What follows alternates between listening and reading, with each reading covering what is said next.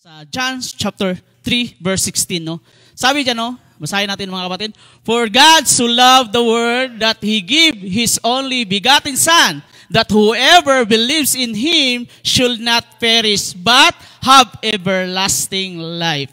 Hallelujah, no? Diyan lang tayo iikot sa ating scripture today, no? Nawa ay ito yung ibinigay sa atin ng ating Panginoong Diyos, yung Ama, yung nagbigay sa atin ito. No? Para maintindihan natin kung ano ba yung essence of Christmas. Kung ano yung mga diwa ng Pasko sa bawat isa sa atin. Hindi lang yan mga kapatid, no? Araw-araw po natin gawin yan. Araw-araw po natin tanggapin ang ating Panginoong Hesukristo sa buhay natin. Hindi lang sa Christmas mga kapatid, no? Kaya tayo ay manalangin. Yes, Lord. Hallelujah, Lord. We thank you, Lord God. Sa dako na ito, Panginoon, pinupuri ka, dinanakila ka namin, Panginoon God. Sa oras na ito, Panginoon God, today, Panginoon God, we celebrate, Panginoon God, the Christmas party, Lord God, sa Waymaker Christian Fellowship, Panginoon God. Nawa, ikaw ang manguna, Lord God. Lord, itago mo ako, Panginoon God, sa iyong likuran, Panginoon, sa iyong harapan, Panginoon God, na ikaw ang manguna, Lord, sa aking buhay, Panginoon God. Nawa, Lord, na hindi nila ako makikita, kundi ikaw lamang, Panginoon God. Nawa, Lord God, na tulungan mo ako, Panginoon God, na ibaba yung revelation, Panginoon God, na galing sa iyo, Lord God. Lord, gamitin mo ako mightily, Panginoon God. I-anoint mo ako, Panginoon, sa ngalan ng Jesus Kristo, Panginoon God. Lord, we thank you, we glorify your name, Panginoon. Tinataas namin itong service na ito. Maging victory kami, Panginoon God, sa dako na ito, Panginoon, na ikaw lamang, Panginoon, ang ihayag, Panginoon, ng iyong salita, Panginoon God. Lord, we thank you sa mga kapatiran, Panginoon God, sa online at on-site, Lord God, na walang sawang nagnunood, Panginoon, at nagsumusuporta, Panginoon God, sa dako na ito, Panginoon God, sa service na ito, Panginoon God. Lord, ma-enjoy namin, Panginoon, kung ano mang pinaparating mo sa amin, Panginoon, sa verse na ito, Panginoon God. Nawa, Lord God, na araw-araw namin ito tanggapin, Panginoon God, sa aming buhay, Panginoon God. Lord, binabalik lang namin ang pinakamatas na papuri, parangal, pagpasalamat sa pangalan ni Jesus. Amen. Amen. Hallelujah. Yes. Amen. No? Tayo po ay mga kapatid, no, umupo diyan sa online, makinig tayo ng mabuti. Kung ano ba yung kahalagahan ng ating ibinigay sa atin ng Diyos Ama para sa ating buhay sa araw ng December. No? I know that this whole year, the one of the most happy is the month of December.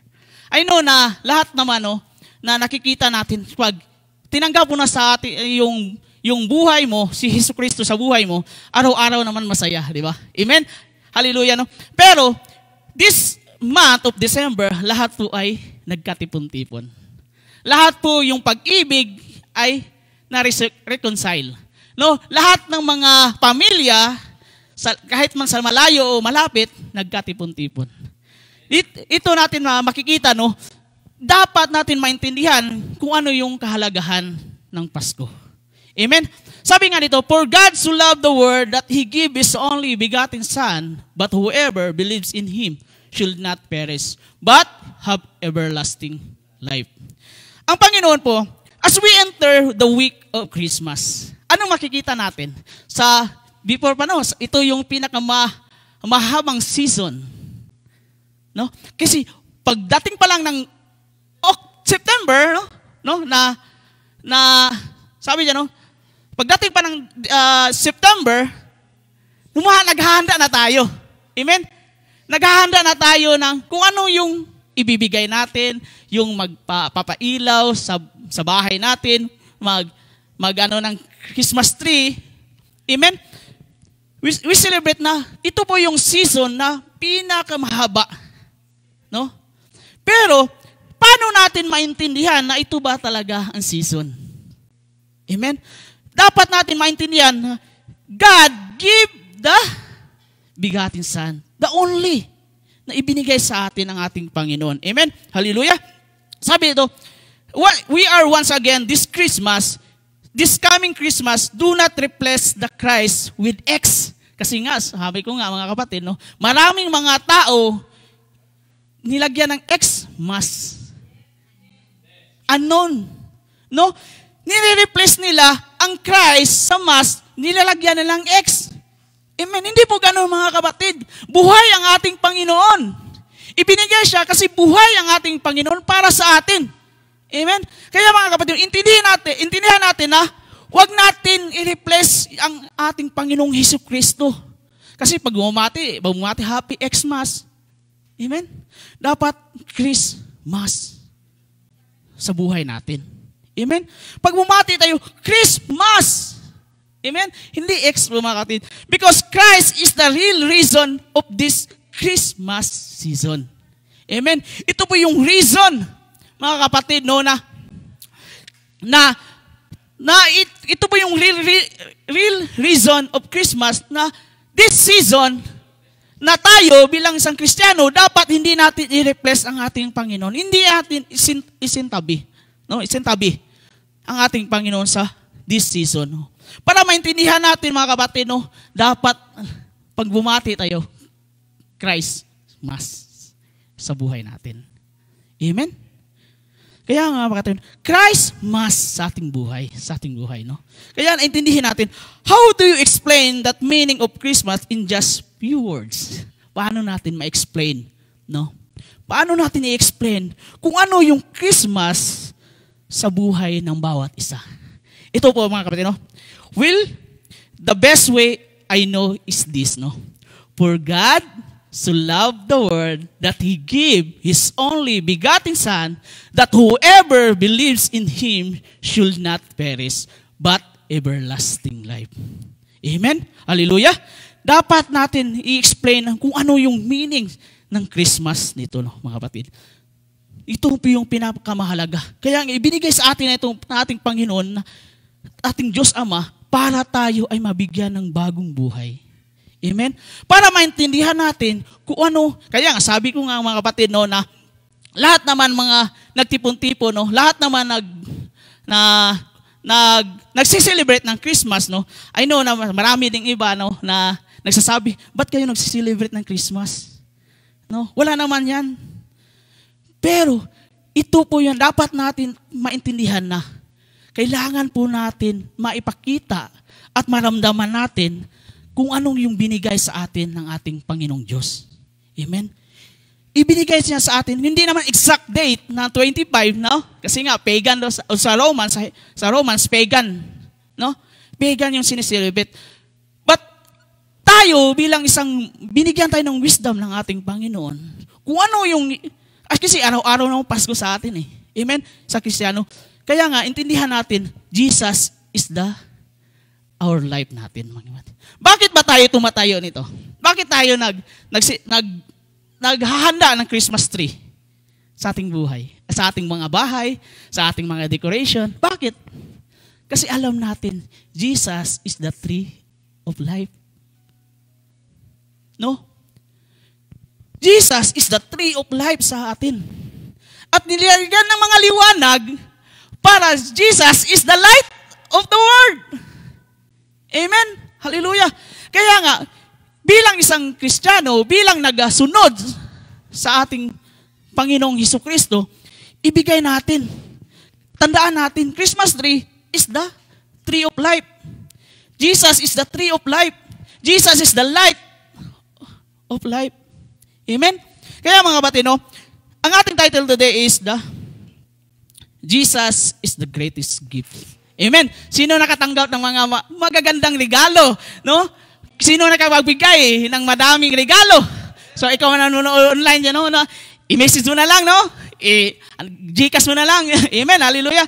Kaya nga kapatid, no, madaming mga bagay, madaming regalo na mas sabi mo, ay, napakaganda naman ito. Pero hindi natin maintindihan, hindi natin maisaisip, no, maintindihan natin, ito pala yung the best gift sa atin is Jesus. Amen?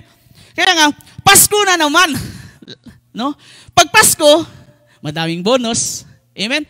Madami kang mga inanak na gusto mong regaluhan, no? Pinaghahandaan mo.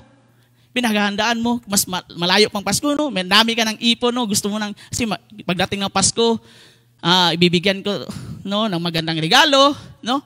Malayo pang Pasko pero nag-ano ka na ng leave para makasama yung pamilya mo. Amen? Pero ang ating Diyos, no, kasi pero higit sa mga regalo, ilaw at handaan, alahalahanin natin na ang tunay ng diwa ng Kapaskuhan ay ang ating Panginoong Hesukristo. Amen? Kaya madaming ilaw, regalo, hindi mahalaga yan. Yung the gift sa atin, sa ating Panginoon is Jesus. The greatest gift, Remember the reason why we are celebrating Christmas. That is Jesus. Amen? Hallelujah. Ang ating Panginoon, bakit tayo nag-celebrate ng Christmas? Dahil po sa ating Panginoong Hesukristo. Amen. Kaya Jesus is the reason for the season. Sabi nga ni Pastor kanina, Jesus is the reason for the season. Bakit tayo nandito? Bakit tayo nag-extend ng buhay na para sa ating Panginoon? 3 things to remember God's greatest gift through Jesus Christ. 3 bagay lang, mga kapatid, kasi may party tayo mamaya, Kaya nga, hindi natin, pahabain, Amen. 3 things to remember God's greatest gift through Jesus Christ. Number 1, the love.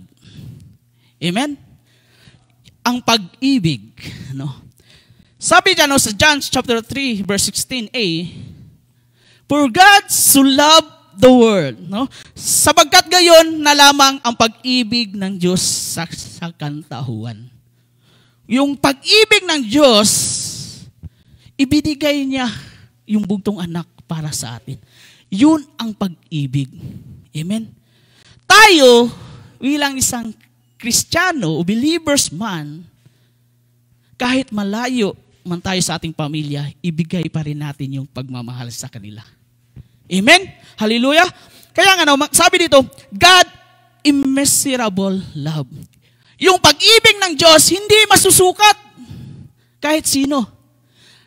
Ang pag-ibig ng Diyos para sa atin,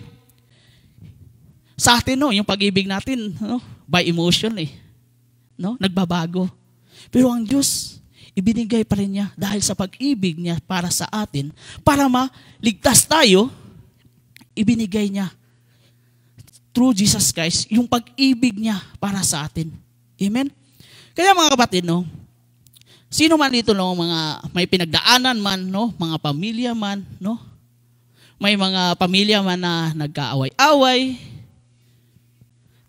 hindi lang sa Christmas dapat, na tayo mag-reconcile, sa pamilya, kapatid man, kamag-anak, ibigay natin yung pagmamahal. Tignan natin ang Panginoong Diyos. Panginoong Diyos Ama. Ibinigay niya yung pag-ibig para sa atin. Dapat ganun din tayo, mga kapatid. Giving one another gifts has been a part of the Christmas. Yung nga, sabi ko, yung pagbibigay ng bawat isa sa atin is a part of Christmas. Yung Pasko. Nagbigayan tayo dahil yung pag-ibig, meron kang pag-ibig, bibigyan ko to ng regalo kasi di ba? Mahalaga siya sa akin, Kasi nga napakabait. Nandun yung pag-ibig. Amen? Dahil nga mga kapatid, ang Diyos sa atin, hindi tayo niya okay lang yan, bahala na siya sa buhay nila Hindi ganun ang Diyos. Pero ang Diyos binigay pa rin niya yung pag-ibig niya. Then sabi mo, celebration for many years, it symbolized the love we have for each other.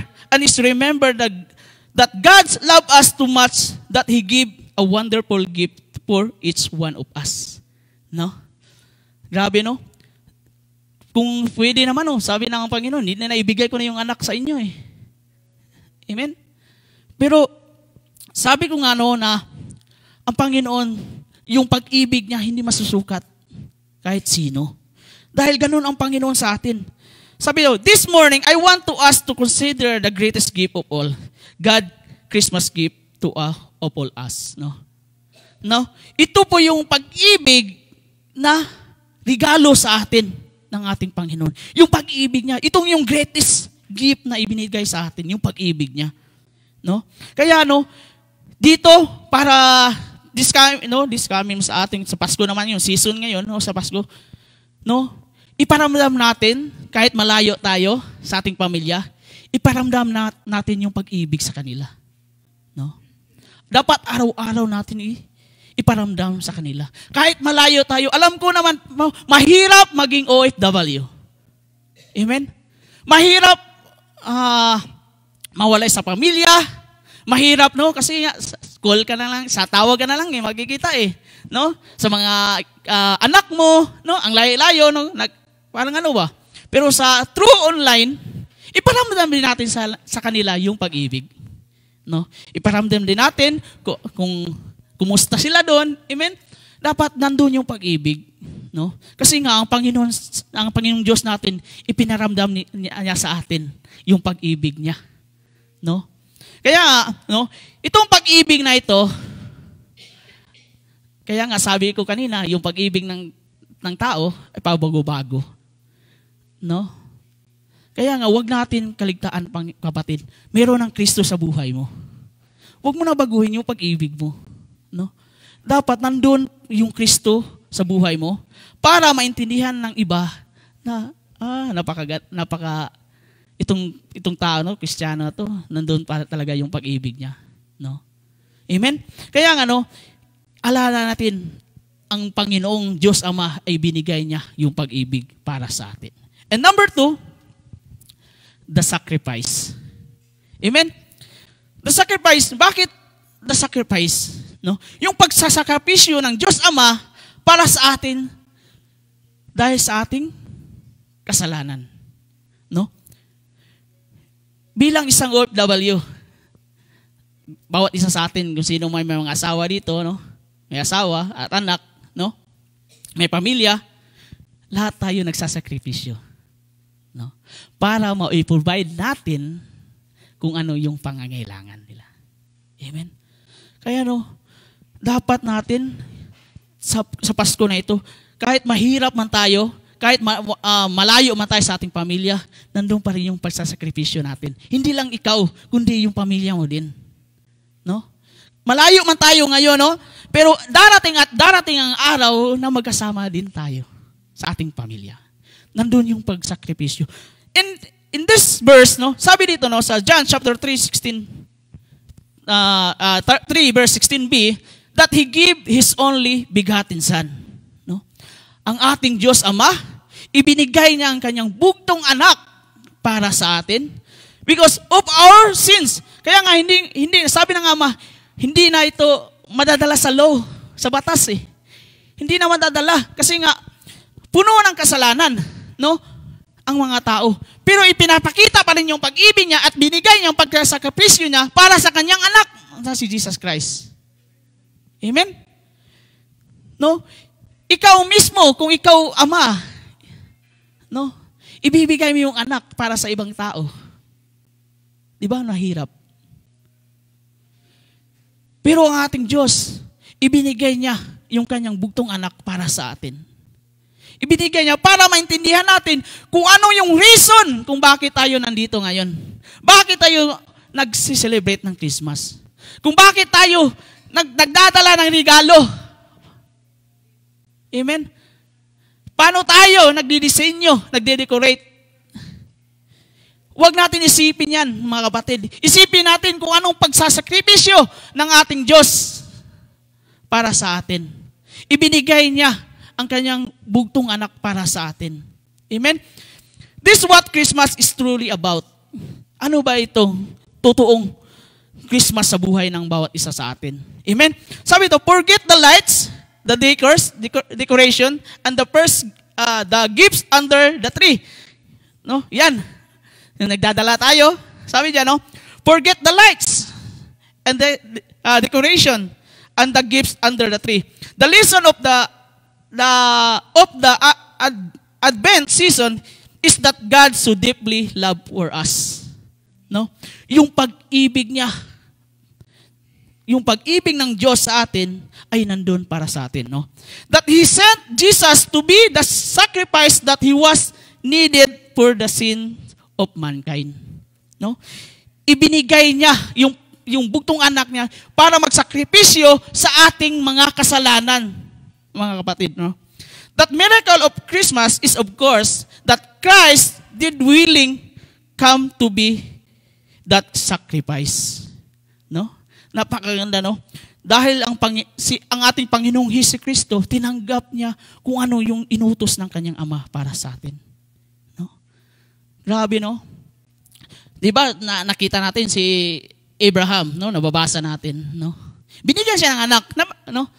Binigyan siya ng anak ng ating Panginoon. Pero sabi ng Panginoon, kung gusto kong malaman yung panampalataya mo, ibigay mo nga yung anak mo para sa akin. No? Pero hindi nagdadalawang isip ang si Abraham. Umiyak na lang siya, ano? Bakit ko ibibigay? Bugto, anak ko to eh. Anak ko to eh. No, ibibigay ko sa iyo. Amen. Pero si Abraham, no, nakikita yung faith niya sa ating Panginoong Diyos. No, kahit mahirap, no, yung anak mo ibigay mo sa Diyos. Pero alam na natin yung faith niya. Kaya nga tinawag si Abraham the father of faith of all nation. No? Dahil sa panampalataya niya sa Panginoon, siya yung ama ng lahat ng bansa. Amen? Kaya intindihan natin yung pagsasakripisyo ay dapat natin maintindihan sa pamagitan ng ating Panginoong Jesucristo. Amen? Tayo bilang isang Kristiyano, no? Tayo man nandito, meron tayong pag-ibig, no? Kahit malayo man tayo sa ating mga kamag-anakan o mga pamilya, yung pagsakripisyo sa atin dito ngayon, no? Kahit mga OFW, malayo man tayo, nandun yung sakripisyo. Huwag kayong mag-alala, no? Trust the timing, no? Kasi nandito tayo, no? Kahit malayo tayo, pero iparamdam pa rin natin yung pag-ibig natin sa kanila, no? Sabi dito, that is exactly what happens to our Heavenly Father, no? Sabi dito, kung ano yung nangyari ng ating Panginoong Diyos Ama, na kahit ibinigay niya pagsakripisyo niya sa yung anak niya para sa atin, number one, He gave His Son, and yet many have never received Him. No? Ibinigay na ang kanyang anak, pero madami pa rin ayaw tumanggap. No? Marami pa rin ayaw tumanggap sa ating Panginoong Jesucristo. Yung pagsakripisyo niya, no? Mayroon ding mga tao na hindi pa gustong kilalanin ang ating Panginoong Jesucristo. Ayaw pa niya tanggapin sa buhay nila. No? Bakit ka nagsiselebrate ng Christmas kung hindi mo pala tinanggap yung Panginoong Jesucristo sa buhay mo? Amen? And number two, Jesus Christ gave His life on Calvary to atone for the sin of man. And yet, some will turn aside at reject His wonderful gift. No? Kaya maraming mga tao, dahil ang ating Panginoong Jesucristo, binigay niyang kanyang buhay, nagpapako sa cross, para ipakita sa atin kung anong kasalanan. Dinala niya yung kasalanan natin doon sa cross ng Kalbaryo. Pero, ang mga tao, hindi nila na-appreciate kung ano yung magandang regalo na ibinigay sa atin ng ating Panginoon. No? Hindi nila na-appreciate kung paano napako ang ating Panginoon sa cross ng Kalbaryo. Amen? Kaya i-appreciate natin, alalahanin natin, i-remember natin kung ano yung nandun sa ating Panginoon sa cross ng Kalbaryo. Amen? Kaya mga kapatid, tignan natin yung pagsakripisyo ng ating Diyos. And number three, the greatest gift of all, salvation through Christ, remains unclaimed by multitudes. No? The best na regalo, yung naligtas tayo sa pamagitan ng ating Panginoong Jesucristo. Amen? Napakaganda, napaka-wonderful na gift, itong regalo na ito, dahil sa ating kasalanan, nabigyan tayo ng wonderful gift, no? Napakagandang regalo sa pamagitan ng ating Panginoong Jesucristo. Amen? Kaya nga mga kapatid, lahat mayroon pa kasing mga tao na ayaw pa rin tumanggap eh. Amen? And number 4, how sad to give and receive the gifts at Christmas and never to receive Christ, the greatest gift of all. No? Nakapakalungkot, no? Magtanggap ng regalo, no? Nang magbigay ng regalo, pero yung regalo na ang ating Panginoon hindi mo naman tinanggap, yung greatest gift na ibinigay sa iyo, paano na lang yung regalo, napakaganda, napakamahal, na isa ibibigay mo, pero hindi mo naman tinanggap ang ating Panginoong Hesukristo sa buhay mo. Amen? Nagbigay ka ba itong regalo? Kasi is tradition. Dahil tradition lang. Nagbigay ka ba ng regalo kasi may nagbigay din sa'yo? Binigyan mo din? Amen. Pero ang ating Panginoon, hindi ganun ang ating Panginoong Hesukristo eh. Magbigay ka man o hindi magbigay, nandun pa rin yung pagsakripisyo niya para sa atin. Amen? Ganun ang pag-ibig ng Diyos sa atin. Kaya mga kapatid, kung ano man yon na ibinigay sa atin, yung the best gift para sa atin, that is Jesus Christ. Dapat din tayo, i-receive din natin yung gift na ibinigay niya para sa atin, i-receive din natin ang Panginoong Diyos sa ating buhay. Amen? Kasi nga mga kapatid, napakalungkot, madaming mga tao, alam nila mayroong Panginoong Diyos, pero hindi nakikita sa buhay nila. Amen? Anahanin natin na this Christmas, madami tayong nagsakripisyo, trabaho man, iparamdam natin that Jesus in your life dapat magliwanag sa buhay mo. Amen? And lastly, the promise.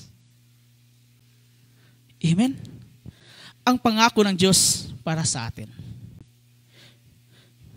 John chapter 3 verse 16, that whoever believes in Him should not perish, but have everlasting life. Amen. Hallelujah.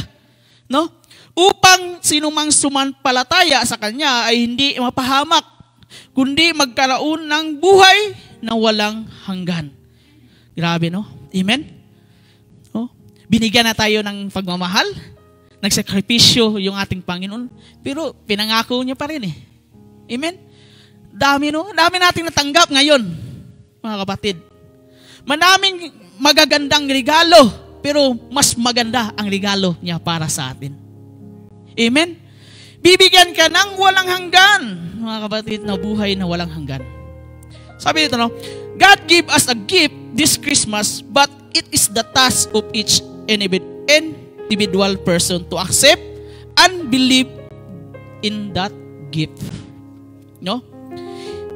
Ang Panginoong Diyos ay nagbigay sa atin ng regalo this Christmas, sa Pasko ngayon, na dapat natin trabahuin kung ano yun. Ano yung binigay sa atin ng Panginoon? Kung ano man yung mga revelation sa atin ng Panginoon, kung ano man yung pangako sa ating Panginoon, ang sabi niya dito, accept and believe. Believe, saan tayo magtitiwala? Sa ating Panginoong Hesukristo. Amen? Bibigyan tayo ng liwanag, kung ikaw ay nasa dilim, bibigyan ka ng liwanag ng ating Panginoon. Kaya nga umiilaw, kumikutitap pa yung ating Christmas light, Kasi nga, siya yung ilaw natin. Amen? Sabi ito, it means that you trust in Him, rely on Him, and cling to Him. Dapat magtiwala tayo sa ating Panginoon. Dapat nandun yung presensya natin sa ating Panginoon. Nandun yung sarili natin. At i-rely natin ang ating Panginoon sa buhay natin. Amen? Dapat mga kapatid, makita yung buhay na Kristo at liwanag sa buhay mo. Amen? Ang pangako ng Diyos ay hindi nagbabago. Kaya nga sabi sa Hebrews chapter 13 verse 8, ang ating Panginoon ay hindi nagbabago kailanman. Amen? Ngayon, bukas, magpakailanman, hindi nagbabago ang ating Panginoon. Yung regalo na yan, tanggapin natin sa buhay natin. Dapat hindi natin isintabi. Dapat hindi natin i-reject yung regalo na ibinigay sa atin. Ito yung the best regalo para sa atin. this Christmas, at ating mga regalo, ano lang yan, no? Yung nagre-rely ka sa mga kapatid, no? Kung gusto mong bigyan. Pero yung regalo na ibinigay sa atin ng ating Panginoong Diyos Ama ay ang ating Panginoong Hesukristo. Yung promise niya, kahit walang-wala ka, ibibigay pa rin ang ating Panginoon. Amen? Dapat natin maintindihan, no? Si Jesus ang nag-iisang tagapagligtas ng sangkatauhan. Siya ang dahilan ng ating pag-asa, kapayapaan, at kaligtasan. Hindi natin kailanman hanapin ang kasiyahan sa mga bagay na panandalian lamang. Dahil kay Jesus, mayroon tayong buhay na walang hanggan. No? Kung ano yung nakikita natin, kung ano yung natanggap natin regalo, ito'y lamang panandalian. Pero yung binigay ng Diyos para sa atin, sa pamagitan ng ating Panginoong Hesukristo, ito'y nagbibigay buhay na walang hanggan para sa atin. Amen? Napakaganda, no? Kasi nga sabi dito, no, in 1 John, hindi ko na silali dito, no? Sa 1 John chapter 5, verse 11, in Bible version, in this is the testimony, no? Sabi ni ganito, God has given us eternal life, and this life in His Son. No? Binigyan tayo ng walang hanggang buhay, ng ating Panginoong Diyos Ama, ay sa pamagitan ng buhay ng ating Panginoong Diyos, Jesus Christ. Sa kanyang pamagitan ng kanyang bugtong na anak. Amen? Kaya mga kapatid, no, lagi nating isipin sa bawat isa sa atin, itong regalo, no, this Christmas, huwag natin isipin yan. No? Isipin natin yung ibinigay na greatest gift para sa atin. That is Jesus. Amen? Kaya mga kapatid, no, ang buhay na may Kristo ay may galak kahit hindi Pasko. Amen? Kaya nga mga kapatid, no, ang bilang isang Kristiyano, araw-araw ay Pasko. Kasi nga mga kapatid, no, dito natin makikita kung may Kristo ka. Lahat ng mga bagay, no, na nakikita mo, huwag kang masayahan. Dahil sa pamagitan ng ating Panginoon, Hesukristo, kahit na walang Pasko, may galak pa rin, nakangiti pa rin, masayahin pa rin. Amen? Kaya mga kapatid, no, ipanamdam natin, it's not the season, this Christmas. In every month, dapat may galak tayo. Amen? Dahil ang Diyos, ibinigay niya ang bugtong anak para sa atin. Hindi ka ba nasasayahan nun? Hindi ka ba masaya? Amen? Palakpakan natin ating Panginoon. Amen? Palakpakan natin. Yung binigay niya sa atin na regalo, dapat natin tanggapin araw-araw. Ito yung regalo na hindi mo mababayaran. Hindi mo na dapat, no, i-reject. Ito na yung regalo na dapat mong panghawakan lagi. No? Dahil ang pangako ng Diyos ay sapat na para sa atin. Sufficient na, no? Sapat na. No? Sa pang-araw-araw na ibinigay niya sa atin, yung buhay natin, yung health natin ngayon, yung pagpapala na ibinigay sa iyo, sapat na. Wala na tayong hihingin pa sa ating Panginoon. Itong regalo ay tanggapin natin ng buong puso. Amen? Tayo tumayo, no, mga kapatid?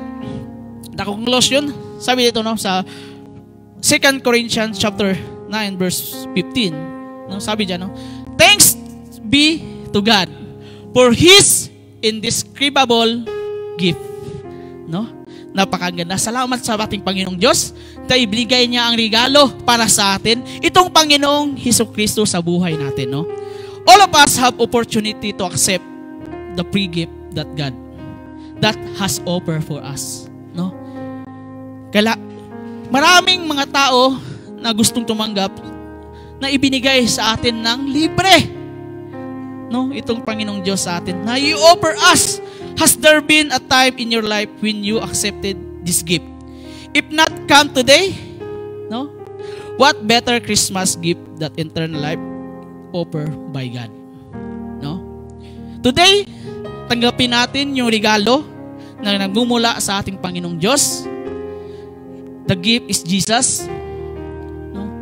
Na walang makahigit na regalo sa buhay ng bawat isa. No? Iparamdam natin sa Christmas today, kung magsiselebrate na tayo this 25, tanggapin natin sa buhay natin ang ating Panginoong Jesucristo. Ito yung gift is the greatest gift for us. Amen? Hallelujah!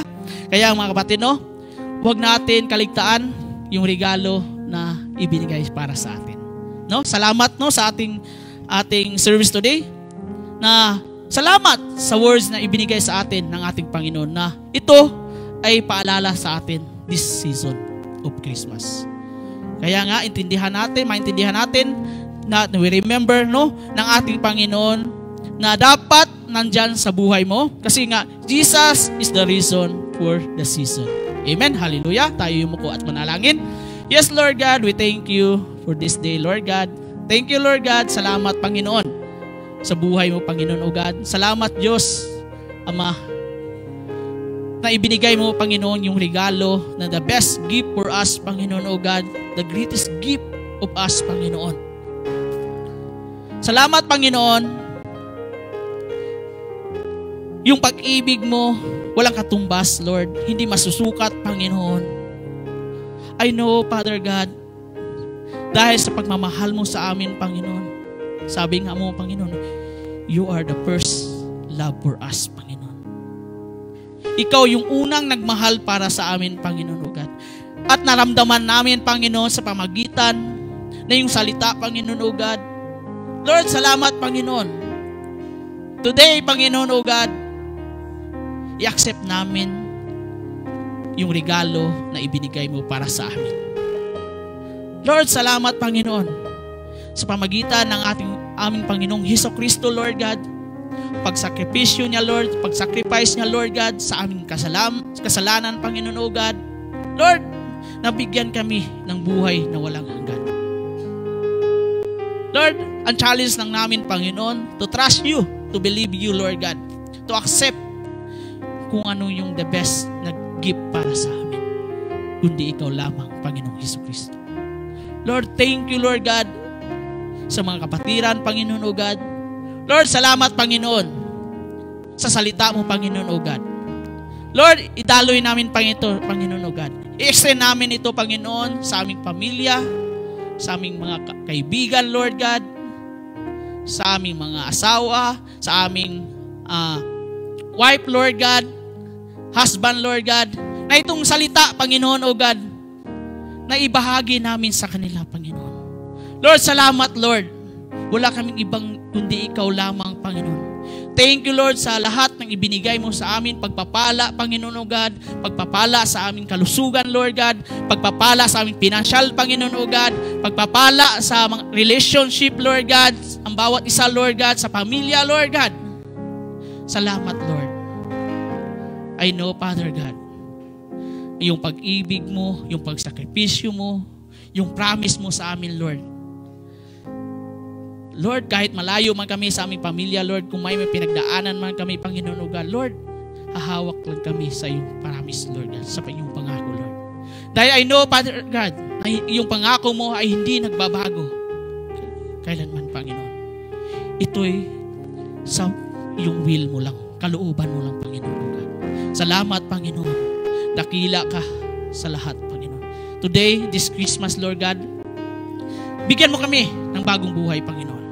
Bigyan mo kami, Panginoon, ng reason, Panginoon, na manumbalik yung relasyon namin para sa iyo, Lord. Salamat, Lord, sa iyong anak ng bugtong anak na si Jesus Christ para sa amin. Lord, binabalik lang namin ang pinakamatas na papuri, parangal, pagsasalamat sa pangalan ni Jesus. Amen at amen. Thank you.